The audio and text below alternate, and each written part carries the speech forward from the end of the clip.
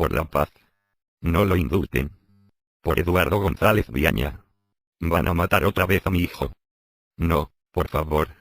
Sollozó Rayda Cóndor cuando le dijeron que van a indultar al culpable de la tortura, el asesinato y la incineración de su hijo, la de otros 8 compañeros de estudios y la de un profesor en la Universidad de la Cantuta. Ya van a pasar 20 años de ese crimen bestial y, sin embargo, el luto de Rayda no tiene cuándo terminar. En julio de 1992, apenas se enteró de que su hijo había sido secuestrado por soldados del ejército peruano, lo buscó en las comisarías, en los cuarteles y en los hospitales. Por aquí no ha pasado, ya le avisaremos cuando aparezca. ¿Está usted segura de que su hijo existe? No lo está inventando. Le respondieron con sarcasmo en cada uno de esos lugares. El muchacho no estaba ni vivo ni muerto. Era uno de los miles de desaparecidos durante la dictadura. De la mayoría de ellos no se ha vuelto a saber, y sus familiares no han tenido ni siquiera el consuelo de enterrarlos. En otros casos, tras meses o años, las madres han tratado de identificar los huesos del hijo amado entre decenas de tibias y calaveras que pudieron hallarse en las fosas clandestinas.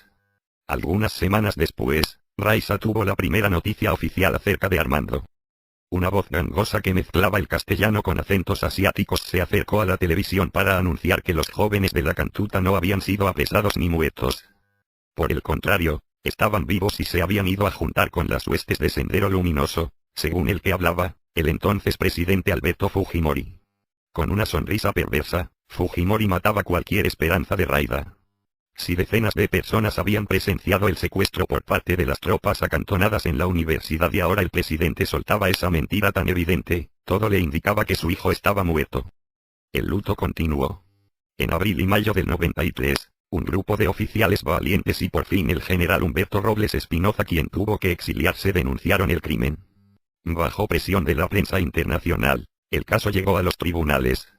Pero allí también, el miedo que inspiraba aquella dictadura infernal hicieron que los magistrados pasaran el caso al fuero militar, donde por fin se dictó sentencia en 1994. ¿Terminaría allí el luto de Rayda? No. En 1995, el Congreso manipulado por Fujimori aprobó una ley 26.749 de amnistía que devolvía la libertad a los ejecutores de la masacre, entre otros centenares de asesinos pertenecientes a las Fuerzas Armadas. El resto de la historia es muy cercano como para olvidarlo. Fujimori se refugió en Japón. Después, su primaria inteligencia lo hizo dirigirse a Chile. Por fin, fue extraditado, juzgado y condenado en 2010 a 25 años de prisión por sus bestiales crímenes contra la humanidad. Quizás en esos momentos Rayda descansó de su dolor.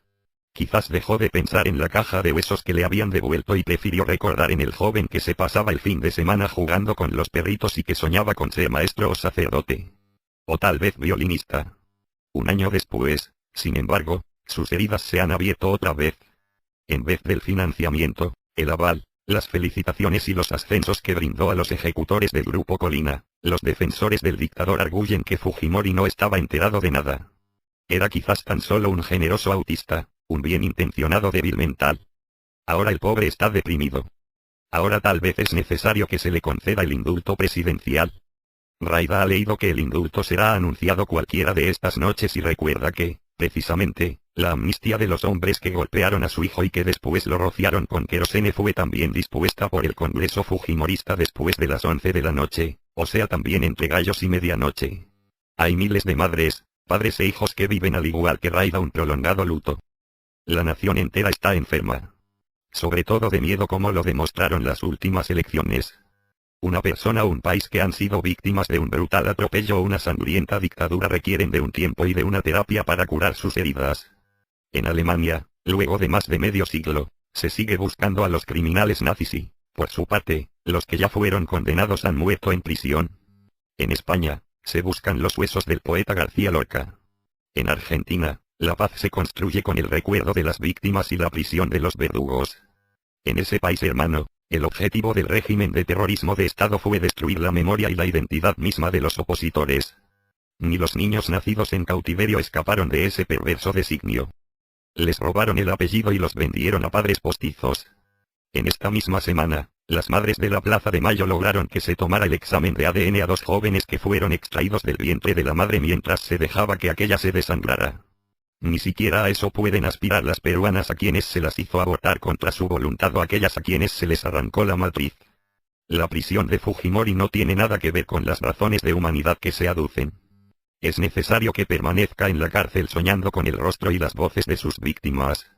Solamente así, volverá al país la paz del amor que no es la del miedo ni la de los cementerios. Quien indulte a Fujimori debe saber desde ahora que la historia lo señalará para siempre como el hombre que una vez más se burló del dolor de Raida e hizo permanente el luto de miles de madres peruanas. Estoy seguro de que ya lo sabe y que no quiere que la historia lo recuerde de esa manera sino como el hombre de la paz gracias a quien los niños siguen jugando con perritos al volver de la escuela y los adultos somos felices con el olor de los limones, la canción de los vientos, el rumor de la paz.